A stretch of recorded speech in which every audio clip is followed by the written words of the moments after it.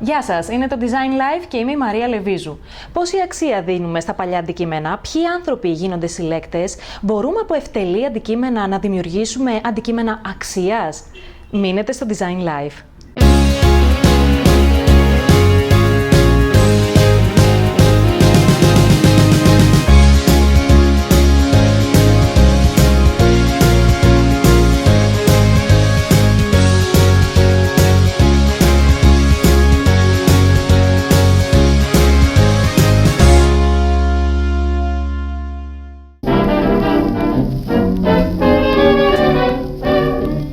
From me, I'm taken to you, just like a daisy takes to the dew.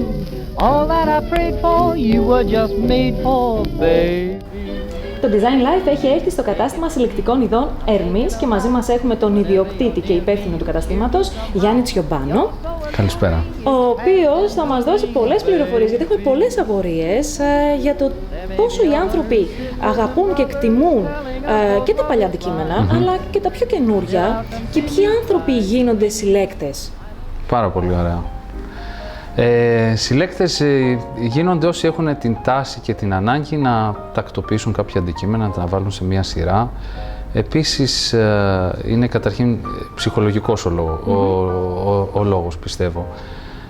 Επίσης, συλλέκτες γίνονται άνθρωποι οι οποίοι το έχουν χόμπι, τους αρέσει να μαζεύουν κάτι, οτιδήποτε αν είναι αυτό, αρκεί να υπάρχει μια ενότητα, είτε είναι γραμματόσημα, είτε είναι νομίσματα, είτε θεματικά αντικείμενα που αφορούν μια πόλη, τη γενέτειρά μας, το μικρό μας το χωριό, οτιδήποτε. Επίσης, συλλέγουν άνθρωποι και για επένδυση.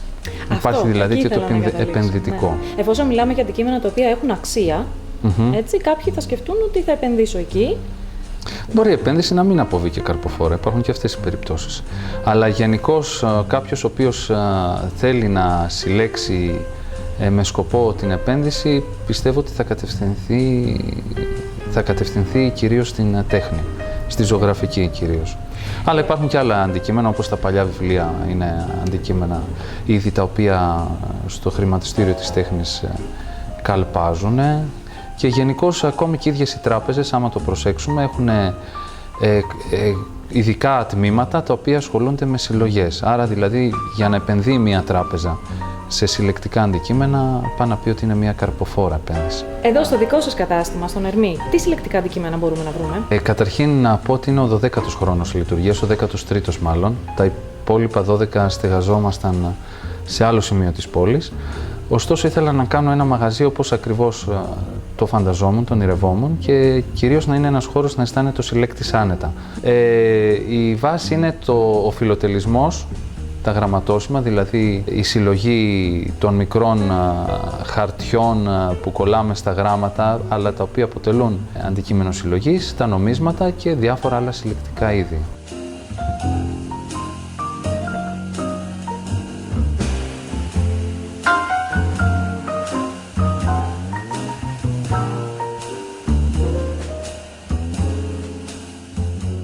Εδώ επίσης μπορεί να βρει πολύ καλά αναλώσιμα, άλμπουμ, να τακτοποιήσει τη συλλογή του σε οτιδήποτε μπορεί να φανταστεί να έχει κάποιος, από σουβέρα, ακόμη και άλλα αντικείμενα, καρτ ποστάλ.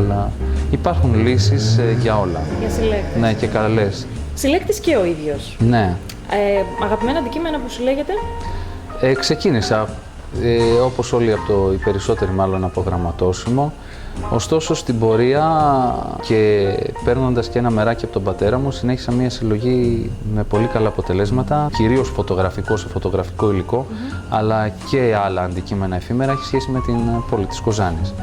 Και το αποτέλεσμα, ένα μέρος της συλλογής, υπάρχει στο λεύκομα το οποίο βλέπουμε και παραπάνω, το Κοζάνιο Διπορικό στον χρόνο, το οποίο κυκλοφόρησε το 2012. Τον Οκτώβριο, λίγο πριν τον εορτασμό της 100ετηρίδας της απελευθέρωσης της Κοζάνης. Ήθελα να είναι και επετειακό.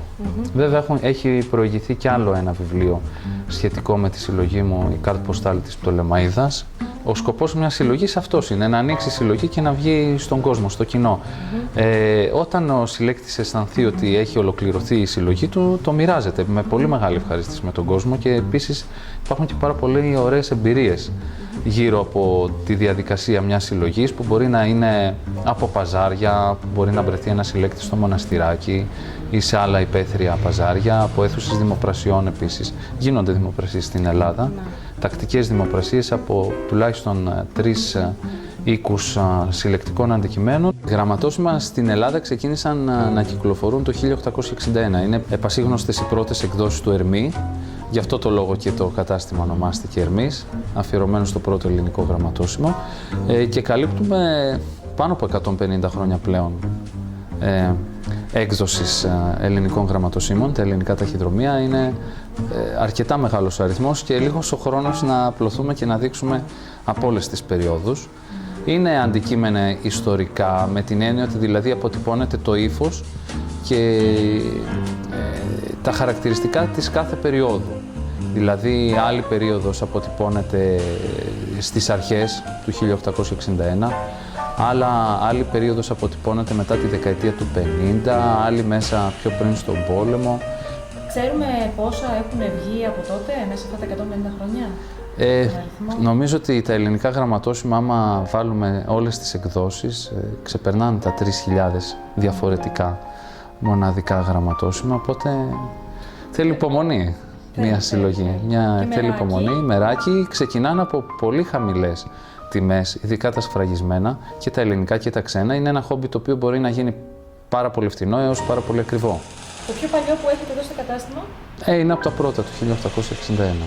Βασική αρχή για να προστατεύσουμε ειδικά τα γραμματόσημα είναι να χρησιμοποιούμε ένα ειδικό τσιμπιδάκι. Για να μην τσαλακωθούν τα κοντάκια, έτσι.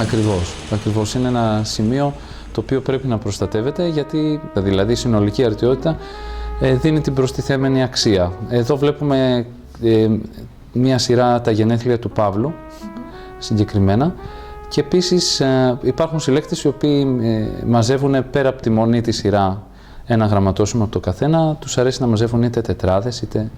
Αυτό τι διαφορά έχει, το να πάρω ένα γραμματόσημο ή να πάρω τετράδα? Έχει διαφορά καταρχήν στην τιμή, αλλά έχει, θα λέγαμε, ίσως περισσότερη αξία. Γιατί είναι λίγο δύσκολο να βρεθούν 4 ενωμένα. Μία από τις πρώτες επιστολές, ταχυδρομημένη, από τη Σύρο προς το Γήθιο. Υπάρχουν οι σφραγίδες αναχώρησης και άφιξης της επιστολής. Είναι ακριβώς 2 χρόνια μετά την κυκλοφορία του πρώτου ελληνικού γραμματοσύμου. Κάπως έτσι επικοινωνούσε ο κόσμος τότε. Αν έρθω ως συλλέκτρια στον Ερμή, εδώ πέρα στο κατάστημα, και ζητήσω να τα αγοράσω, μπορώ? Βεβαίως. Ό,τι υπάρχει στη βιτρίνα μπορούμε να τα αγοράσουμε? Ναι. Αυτός είναι ο σκοπός τους, νομίζω. Δεν είστε συναισθηματικά δεμένος με κάτι? Τον πρώτο καιρό που το παίρνω ένα αντικείμενο δένομαι, αλλά για λίγο θα έλεγα. Πλέον δεν έχω ξεπεράσει το δέσιμο με τα αντικείμενα. Δεν υπάρχει ένα αντικείμενο που δεν θα δίνατε? Σίγουρα υπάρχουν προσωπικά αντικείμενα, δηλαδή που έχουν σχέση με την οικογένειά μου. Και πιστεύω δεν θα την αποχωριζώ με τη συλλογή της Κοζάνης, ας πούμε. Επίσης, μπορεί κάποιος να βρει και αντικείμενα ακόμη και του προπερασμένου αιώνα, κυρίως εκδόσεις βιβλίων.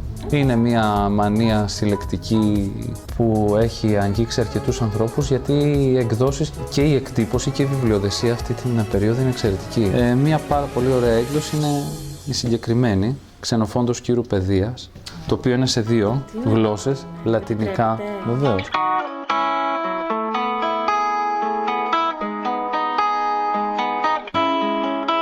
Βέβαια, πρέπει ένα βιβλίο για να είναι συλλεκτικό να είναι και σε καλή κατάσταση. Ακριβώς. Και είναι σε μια, θα έλεγα, εξαιρετική κατάσταση, αν αναλογιστούμε ότι είναι το 1727. Δηλαδή σε λίγο θα αγγίξει τα 300 χρόνια το συγκεκριμένο βιβλίο. Και έχει και πολύ ωραία βιβλιοδεσία απ' έξω, ξύλινη.